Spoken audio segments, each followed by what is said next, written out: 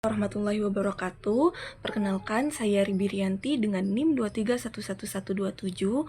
Pada kesempatan kali ini, saya akan membuat sebuah video untuk memenuhi tugas UAS mata kuliah Masail Fiqhiyah Al-Hadisah yang diampu oleh Bapak Muhammad Insan Jauhari MPD.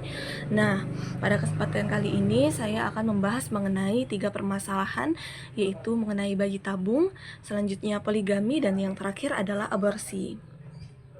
Pada bagian yang pertama, kita akan membahas mengenai bayi tabung.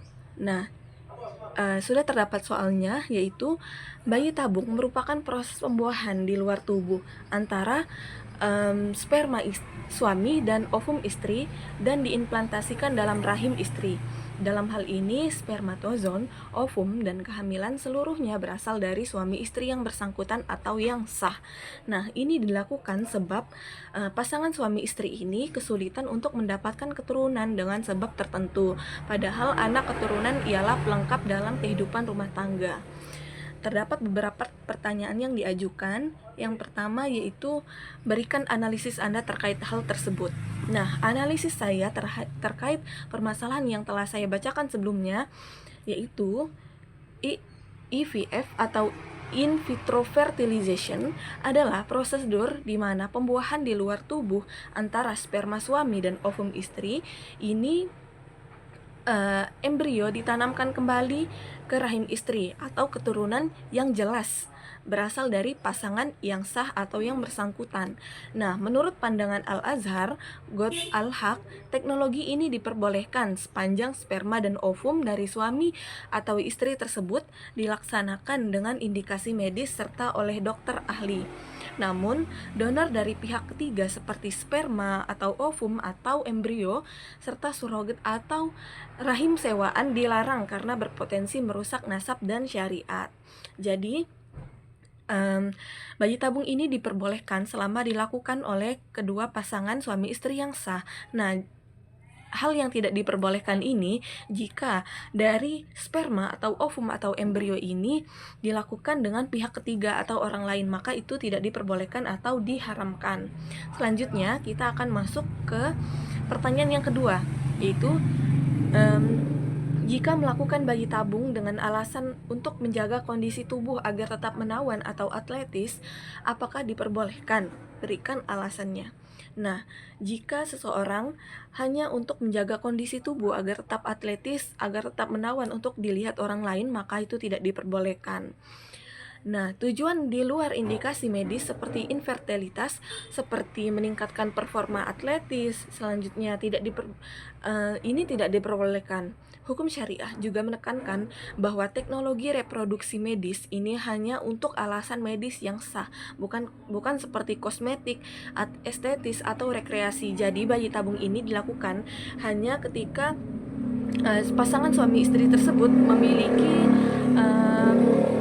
seperti penyakit yang tidak bisa disembuhkan atau sulit disembuhkan, kemudian sulitnya mendapatkan keturunan, maka bayi tabung ini disarankan untuk pasangan suami istri tersebut, namun tidak untuk alasan untuk menjaga agar badan tetap atletis atau menawan.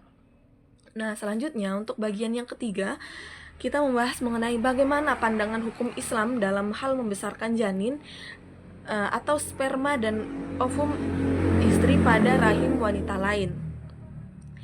Pandangan hukum Islam dalam hal ini membesarkan janin pada rahim wanita lain. Dalam Islam Al-Azhar, semua bentuk donor pihak ketiga atau surrogate terlarang karena memutus garis keturunan. Anak hasilnya bukan nasab suami istri dan hal ini dapat menyerupai zina. Jadi, dalam pandangan hukum Islam, jika adanya donor atau pihak ketiga dalam bayi tabung ini tidak diperbolehkan karena tidak adanya nasab dalam suami istri tersebut dan ini dapat menyerupai zina. Selanjutnya, soal yang kedua, yaitu Islam memperbolehkan poligami dengan jumlah wanita yang terbatas dan tidak mengharuskan umatnya melaksanakan monogami mutlak, dalam artian seorang laki-laki hanya boleh beristri satu orang saja dalam keadaan dan situasi apapun. Poligami dilakukan sebagai jalan keluar untuk mengatasi penyaluran kebutuhan seks laki-laki supaya tidak bermaksiat atau berzina. yang dilarang Islam atau sebab lainnya seperti mengurusi bidang usaha tertentu sehingga membutuhkan istri lebih dari seorang istri. Nah, dalam hal ini terdapat dua pertanyaan. Yang pertama, setujukah Anda dengan poligami? Jika setuju, berikan alasannya, dan jika tidak, berikan alasannya dengan argumentasi yang logis dan akademis dengan dilandasi sumber yang relevan. Saya tidak setuju dengan poligami. Nah, adapun alasannya, karena secara psikologis dan sosiologis dapat menimbulkan ketidakadilan emosional dalam rumah tangga tersebut, serta munculnya berbagai konflik dalam keluarga. Selain itu, penelitian Munawir pada tahun 2005 ini menegaskan dan menunjukkan bahwa banyak kasus poligami di Indonesia yang menimbulkan tekanan psikologis pada istri pertama dan anak-anak, serta meningkatkan potensi perceraian. Oleh karena itu, meskipun dibolehkan secara syar'i, dari sudut pandang etika dan keadilan sosial, poligami sebaiknya tidak dipraktikkan. Jadi, saya sangat tidak setuju dengan poligami karena akan banyak berdampak pada dampak negatif antara keluarga tersebut dan menimbulkan konflik yang menyebabkan adanya perceraian, sehingga menyebabkan anak-anak yang sepertinya kurang kasih sayang dari kedua orang tuanya, kemudian menjadi broken home yang akan menimbulkan banyak masalah ke depannya. Selanjutnya, pada bagian yang kedua, bagaimana pandangan hukum Islam, hukum negara, undang-undang, dan hukum Islam terkait kasus poligami ini. Menurut Undang-Undang Nomor 1/1974, Nomor 9/1975 dan KHI, poligami harus melalui izin pengadilan agama setelah memenuhi syarat, seperti harus melalui izin pengadilan agama, harus melalui seperti izin istri, kemampuan ekonomi suami, dan keadilan pada istri anak. Tanpa izin nikah dianggap tidak sah. Pandangan syariat mengizinkan poligami tetapi selaras dengan prinsip keadilan dan maslahat. Nah, jadi menurut pandangan hukum negara dan hukum Islam, suami tersebut jika ingin berpoligami maka harus meminta izin terlebih dahulu kepada sang istri maupun anak. Nah, selanjutnya, jika seorang suami mampu untuk berbagi kasih kepada masing-masing istrinya jika akan melakukan poligami, maka itu diperbolehkan. Apabila melalui ekonomi juga mampu untuk menafkahi kedua istrinya, maka itu juga diperbolehkan.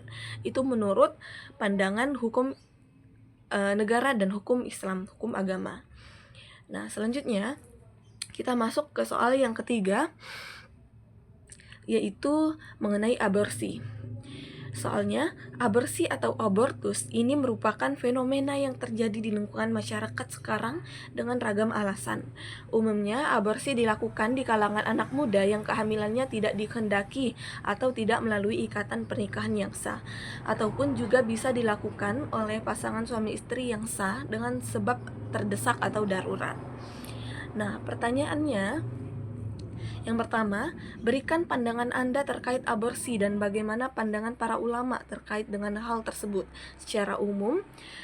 Nah, secara umum, aborsi dinyatakan haram dalam hukum Islam karena menghilangkan nyawa janin atau bayi yang ada di dalam rahim istri. Namun, sebagian ulama seperti Hanafi dan Syafi'i memperbolehkan sebelum 120 hari atau 40-80 hari janin di dalam rahim sang istri, jika ada uzur syar'i seperti bahaya janin dalam perut tersebut untuk mengancam nyawa sang ibu. MUI 2005 juga menyatakan aborsi baru mubah setelah masa implantasi atau nidasi dan hanya dalam kondisi darurat atau semata-mata untuk menyelamatkan nyawa ibu. Jadi, aborsi ini diperbolehkan jika dilakukan sebelum 120 hari sang bayi tersebut dan juga terindikasi bahwa janin tersebut berdampak bahaya pada nyawa sang ibu. Selanjutnya, untuk yang kedua, bagaimana jika melakukan aborsi dengan alasan terindikasi bahwa anak yang lahir nanti cacat, apakah boleh atau haram? Berikan ketentuan hukumnya. Nah, berdasarkan kaidah fikih, untuk menghindarkan mafsadah besar dengan mafsadah kecil. Aborsi dapat dibolehkan dalam kasus penyakit berat janin jika dilakukan sebelum 120 hari dan dianjurkan melalui komite medis yang kompeten. Jadi, seperti yang telah saya jelaskan sebelumnya, bahwa janin ini diperbolehkan untuk digugurkan atau diaborsi jika berdampak pada bayi itu sendiri, seperti cacat atau lain sebagainya yang berpotensi untuk membahayakan nyawa sang ibu juga. Selanjutnya, yang ketiga, berikan solusi terbaik dari tindakan aborsi. Nah, di sini ada beberapa poin yang saya buatkan dalam bentuk PPT. Yang pertama itu solusi terbaik dari tindakan aborsi ini. Yang pertama, peningkatan edukasi agama kepada remaja dan pasangan agar paham fatwa MUI dalam kondisi darurat. Nah, misalnya dalam sebuah pedesaan atau perkampungan itu bisa melakukan dengan yang namanya sosialisasi dari puskesmas atau dari rumah sakit untuk memberikan edukasi kepada para remaja untuk bahayanya aborsi itu seperti apa. Selanjutnya, penyediaan akses layanan kesehatan maternal berkualitas. Selanjutnya, pendampingan psikologis ibu hamil, apalagi pada kasus pemerkosaan atau risiko medis. Yang terakhir, regulasi ketat sesuai fatwa MUI hanya di fasilitas kesehatan pemerintah dengan dokumentasi medis yang jelas. Jadi ketika akan melakukan aborsi, maka